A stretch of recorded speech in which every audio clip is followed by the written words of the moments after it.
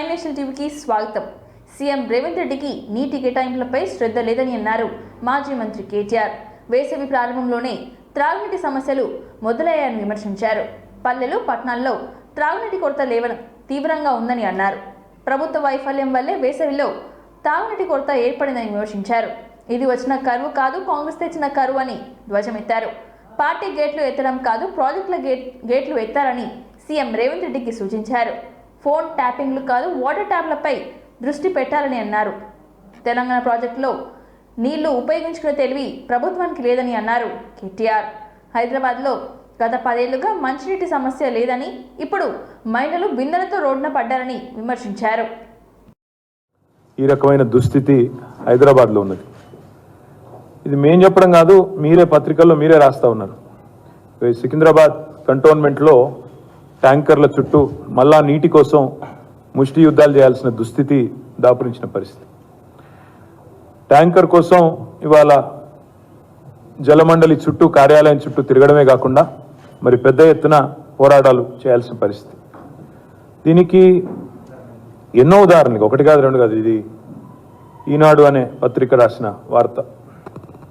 సన్నని దార సాలని సరఫరా, అంటే వస్తే కూడా నీళ్లు సరిగా రావట్లేదు, ప్రెషర్ లేదు అని మీరే రాసిన వార్త. ఇది కూడా ఈనాడు రాసిన వార్త. గుక్కేడు నీటి కోసం 40 అడుగుల లోతున సాహసం. ఇది ఈనాడు రాసిన వార్త. మిషన్ భగీరథలో కీలకమైన దిగువ మానేరులో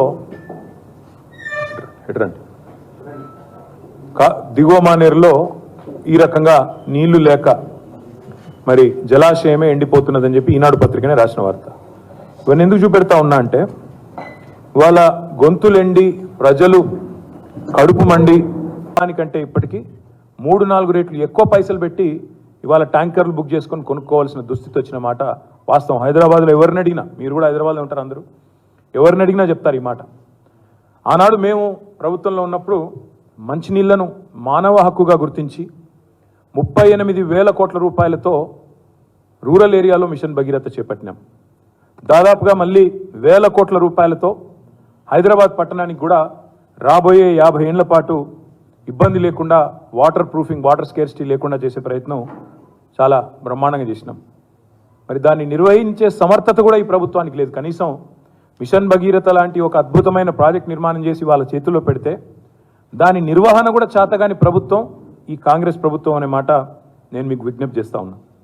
వాళ్ళ అనాలోచిత, ప్రణాళిక లేని, అవగాహన లేని విధానాల వల్ల ఇవాళ ఎండాకాలం ఇంకా ఇప్పుడే ప్రారంభమైంది. మార్చ్ ముగిసింది, ఇప్పుడు ఏప్రిల్లో అడుగుపెట్టినాం. ఇంకా మే, జూన్ ఇంకా తీవ్రం ఉంటుంది.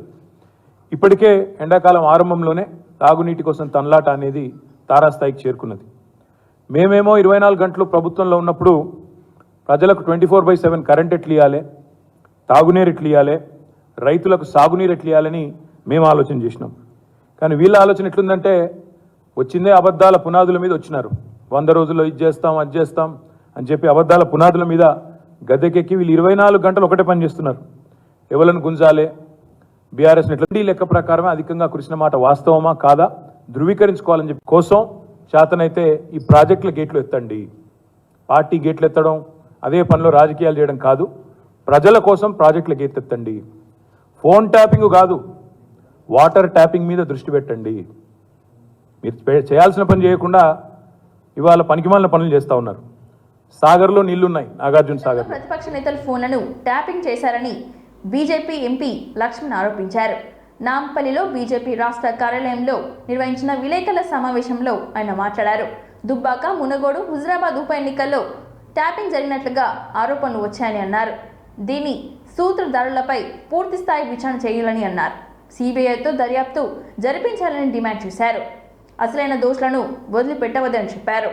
సీఎం రేవంత్ రెడ్డికి చిత్తశుద్ధి ఉంటే ఫోన్ ట్యాపింగ్పై సిబిఐ దర్యాప్తు కోరాలని డిమాండ్ చేశారు. కాంగ్రెస్ బీఆర్ఎస్ వైఖరి టామ్ అండ్ జెర్రీ ఫైట్లా ఉందని అన్నారు. ఎన్నికలు వచ్చినప్పుడు పరస్పర విమర్శలతో ప్రజలను మోసం చేస్తున్నారని ఆరోపించారు. ధరణి మీద విచారణకు కమిటీ వేశారని, దానికి అతిగతి లేదని అన్నారు. బీఆర్ఎస్ ప్రభుత్వం 10 ఏళ్ల పాటు ఫోన్ ట్యాపింగ్ చేసిందని చెప్పారు. దీనిపై గవర్నర్ను కలిసి ఫిర్యాదు చేశామని అన్నారు లక్ష్మణ్. ఢిల్లీ మద్యం కేసులో బీఆర్ఎస్ ఎమ్మెల్సీ కవితకు బెయిల్ రాలేదంటే ఆధారాలు గట్టిగా ఉన్నట్లే అని తెలుస్తోంది. దాన్ని ముగిసిపోతుంది. ఇప్పుడు బీఆర్ఎస్ కాంగ్రెస్ మధ్య కూడా ఒక నాటకీయ ఫక్కీలో ఇద్దరు కలిసి ఆడుతున్నటువంటి డ్రామాగా ప్రజలు భావిస్తా ఉన్నారు. ఎన్నికలు వచ్చేసరికి రెండు పార్టీలు తగాదాలు పడ్డట్టుగా ఒకరిని మించి ఒకరు తారాస్థాయికి విమర్శలు చేసుకొని బీజేపీ నేరుగా ఎదుర్కోలేక మోదీ గారికి పెరుగుతున్న ఆదరణ చరిస్మా నిర్వహించలేకపోతున్నాయి. కాబట్టి ఆ రకంగా ప్రజల దృష్టి మళ్లించేదానికి మోదీ అభివృద్ధి ఎజెండా, మోదీ సాధించిన విజయాలు, 10 సంవత్సరాల వారి పనితీరు ప్రజల్లో చర్చనీయాంశంగా ఇప్పుడు ఫోన్ ట్యాపింగ్ పేరు మీద రోజువారీగా మరి పతాక శీర్షికల్లో వాళ్ళ వార్తలు వస్తున్నాయి. ఆ యొక్క దర్యాప్తులో పబ్లిక్ డొమైన్ లో వచ్చినటువంటి వార్తలు అంశాలు చూస్తూ ఉంటే దిగ్భ్రాంతి కల్పిస్తా ఉన్నాయి. మరి అటువంటి గంభీరమైన సమస్యను, సూత్రధారులను ఎవరిని కూడా మరి అందులో పరిగణలోకి తీసుకోకుండా కేవలం మరి అసలు దోషులను తప్పించడానికి కాంగ్రెస్ ప్రభుత్వం, రేవంత్ రెడ్డి ప్రభుత్వం మసిబూసి మారడిగాయ చేస్తున్నట్టుగా ఇవాళ భావిస్తా ఉన్నాం. ఎందుకంటే ప్రభుత్వం 2014 బీఆర్ఎస్ ప్రభుత్వము, టీఆర్ఎస్ ఆనాడు కేసీఆర్ యొక్క హయాంలోనే మరి మొదలైనటువంటి ఈ యొక్క ట్యాపింగ్ అనేది 2023 వరకు, అంటే 2014 నుంచి 23 వరకు, అంటే దాదాపు 10 సంవత్సరాలు ప్రభుత్వ హయాంలో ఆ యొక్క అంశాలు ఏవైతే తెర మీదకి వస్తూ ఉన్నాయో, ఆ యొక్క పబ్లిక్ డొమైన్లోకి వస్తూ ఉన్నాయో, మరి ఇవాళ ఆ అంశాలు చూస్తూ ఉంటే ఎంత హాని మరి కలిగించిందో ఇవాళ స్పష్టమవుతా ఉన్నది. 2018 అసెంబ్లీ ఈ రకంగా ప్రతిపక్ష పార్టీల నాయకుల చూస్తూ ఉంటే మొత్తం అసలు ప్రజాస్వామ్యం తెలంగాణలో ఏ రకంగా ఒక రాచరిక వ్యవస్థకు తెరలేపారో ఇది అర్థం పడుతూ ఉన్నది. కాబట్టి అంతేకాకుండా అధికార పార్టీల అభ్యర్థులకు ఆ ఎన్నికల సందర్భంలో డబ్బులు సరఫరా చేసినట్టుగా పోలీసు వాహనాల్లో మరి ఈ రకంగా ఎన్నికల కమిషన్ యొక్క యంత్రాంగాన్ని కూడా వారికి ఏ రకంగా మోసం చేసి ఈ తతంగా నడిపించారో ఇవన్నీ చూస్తూ ఉంటే మరి ఇంత తీవ్రమైనటువంటి సమస్యను తేలికగా కేవలం రాజకీయపరమైనటువంటి ఆరోపణలతో సరిపెట్టడము, కొంతమంది పాత్రదారులకే పరిమితం చేయడం చూస్తూ ఉంటే మరి నిజంగా ప్రజలు అర్థం చేసుకోగలుగుతారు. రేవంత్ రెడ్డి గారికి నిజంగా ఏమాత్రం కూడా చిత్రశుద్ధి ఉన్నట్టయితే మరి ఈరోజు మరి దానికి సూత్రధారులైనటువంటి వాళ్ళ మీద చర్యలు తీసుకోవాలి, పూర్తి స్థాయి దర్యాప్తు జరగాలి.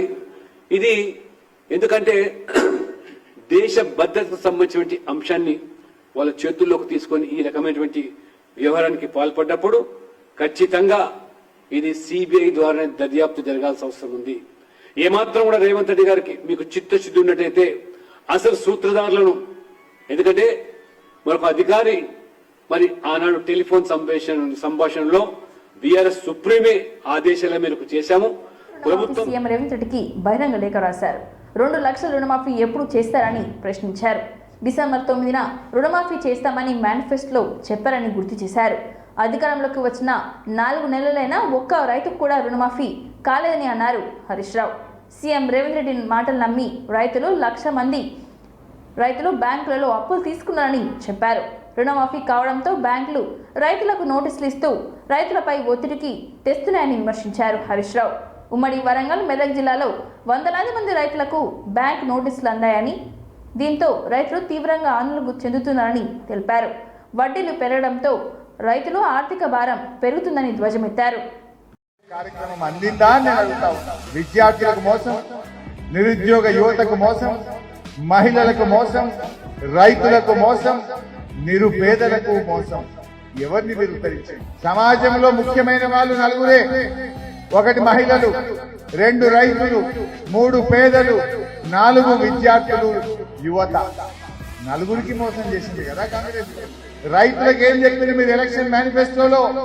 2 లక్షల రుణమాఫీ అన్నారు, వడ్లకు 500 బోనస్ అన్నారు, కౌలు రైతులకు 15,000 అన్నారు, వ్యవసాయ కూలీలకు 12,000 అన్నారు, రైతులకు 24 గంటల నాణ్యమైన కరెంట్ అన్నారు.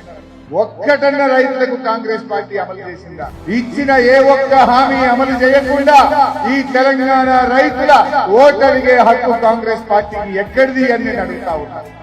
మహిళలకు ఇస్తామన్న 2,500 ఇవ్వకుండా ఇలా మహిళల్ని మోసం చేసిన మీకు మహిళల ఓటు అడిగే హక్కు ఎక్కడిది? నిరుద్యోగ యువతకు, విద్యార్థులకు విద్యా వికాస పథకం అందలేదు, నిరుద్యోగ వృత్తి అందకుండా యువతను కూడా మీరు మోసం చేసినారు.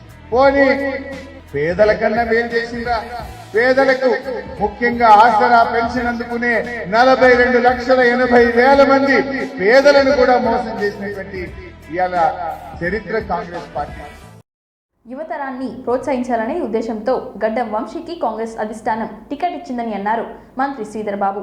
పెద్దపల్లి లోక్సభ ఇన్ఛార్జిగా ఉన్న శ్రీధర్ బాబు ఇవాళ గడ్డం వంశీకి మద్దతుగా పెద్దపల్లి సెగ్మెంట్ పరిధిలోని చెన్నూరులో MLA Vivek Venkataswamy, Bellampalli MLA Vinod, Ramagundam MLA Raj Thakur, Peddapalli MLA Vijaya Ramanarao, Dharmapuri MLA Laxman, Mancherial MLA Prem Sagar రావులతో ప్రెస్ మీట్ నిర్వహించారు. ఈ సందర్భంగా మాట్లాడిన శ్రీధర్ బాబు వంశీకృష్ణకు ఏఐసీసీ పూర్తి సపోర్ట్ ఉంటుందని అన్నారు. కాక వెంకటస్వామి మనవడిగా గడ్డం వంశీకి గుర్తింపు ఉందని, తన ట్రస్ట్ ద్వారా వంశీ అనేక సేవా కార్యక్రమాలు చేస్తున్నారని తెలిపారు. ప్రజాసేవ చేయాలనే లక్ష్యంతో వంశీకృష్ణ రాజకీయాల్లోకి వస్తున్నారని తెలిపారు. వంశీకృష్ణను గెలిపించడానికి తామంతా కలిసికట్టుగా పనిచేస్తామని అన్నారు. వంశీకృష్ణను ప్రజలంతా ఆశీర్వదించి గెలిపించాలని కోరారు. బీజేపీ వారు దీనిపైన ఎందుకు చర్య తీసుకోవటం లేదో ఈ రాష్ట్ర ప్రజలకు తెలియజేయండి. అంటే మీరు బీజేపీ, టీఆర్ఎస్ ఇద్దరు కలుసుకొని చేసిన ఈ డ్రామాని ఏ విధంగా పక్కదారి పట్టియాలని మళ్ళొక్క మారు టీఆర్ఎస్కి సాకారం చేసే ఒక ప్రయత్నం చేస్తున్నట్టు కనబడతా ఉంది. ఈ రాష్ట్ర ప్రభుత్వం చేయాల్సిన చర్య, పని స్పష్టంగా మా ఎవ్వరి ప్రమేయం లేకుండా అధికారులు చట్టాన్ని ఉపయోగించుకొని దీని పరంగా విచారణ జరుపుతా ఉన్నారు. మీకు చిత్తశుద్ధి ఉంటే కేంద్ర ప్రభుత్వం ఆధీనంలో ఉన్న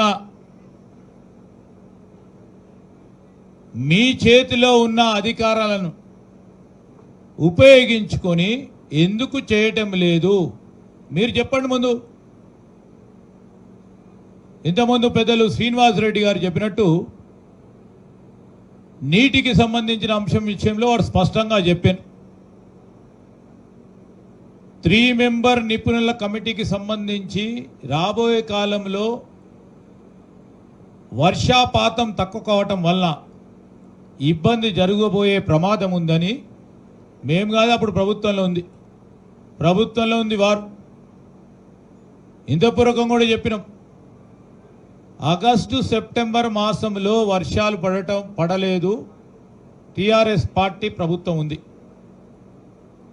మేము ఎప్పుడైనా ప్రకృతి వైపరీత్యాన్ని ఉపయోగించుకొని మాకు నవంబర్లో జరిగే ఎన్నికల్లో లాభం జరుగుతుందని, వర్షాలు ఎందుకు పడలేదు మీ ప్రభుత్వంలో అని వర్ణదేవుడిని ఏమన్నా వద్దని చెప్పినవా, అడిగినవా? ఎప్పుడైనా దానిపైన జంతువులకు కూడా ఉంటుంది. మనుషులకు ఆకలిస్తే దొంగతనం చేస్తారు, అదే ఏనుగులకు ఆకలిస్తే ఆహారం దొరకకపోతే ఏం చేస్తుందనే దానికి ఈ సమాధానం. సోషల్ మీడియాలో వైరల్ అవుతున్న ఈ వీడియో ఇప్పుడు నెటిజన్లను విపరీతంగా ఆకర్షిస్తోంది. పూర్తి వివరాల్లోకి వెళ్తే కేరళ రాష్ట్రం కర్ణాటక సరిహద్దుల్లో అటవీ ప్రాంతం అది. దట్టమైన అడవిలో మధ్య ఫుడ్ కార్పొరేషన్ ఆఫ్ ఇండియా గోదాం ఉంది. అక్కడ బియ్యం నిల్వ ఉంచుతారు. అడవిలో ఓ పెద్ద ఏనుగు ఆకలితో అలమటిస్తోంది. ఆహారం కోసం నేరుగా ఏనుగు ఆకలితో అలమటిస్తూ కార్పొరేషన్ ఆఫ్ ఇండియా గోదాంలోకి వచ్చింది.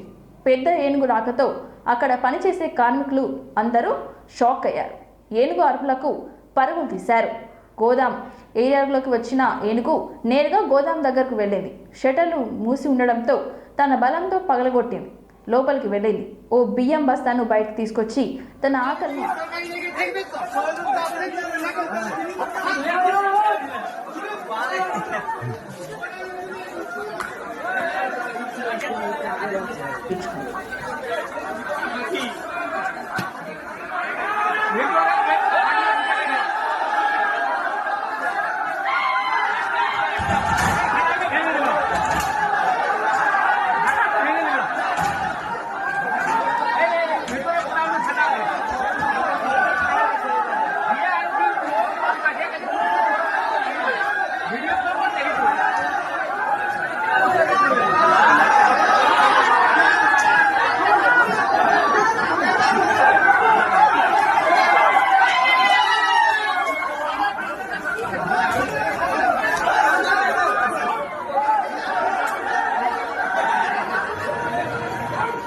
భారీ భూకంపం చోటు చేసుకుంది. బుధవారం తెల్లవారుజామున తైవాన్ రాజధాని తైపీలో రికార్డ్ స్కేల్లో 7.4 తీవ్రతతో భారీ భూకంపం సంభవించినట్లు యునైటెడ్ స్టేట్స్ జియోలాజికల్ సర్వే వెల్లడించింది.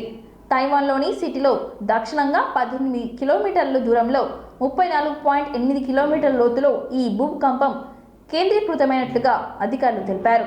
ఆస్తి ప్రాణ నష్టం వివరాలకు ఇంకా తెలియరాలేదు. భూకంపానికి ఓ బిల్డింగ్ ప్రమాదకర స్థాయిలో కుంగిపోయింది. ఈ వీడియో ప్రస్తుతం సోషల్ మీడియాలో వైరల్గా మారింది.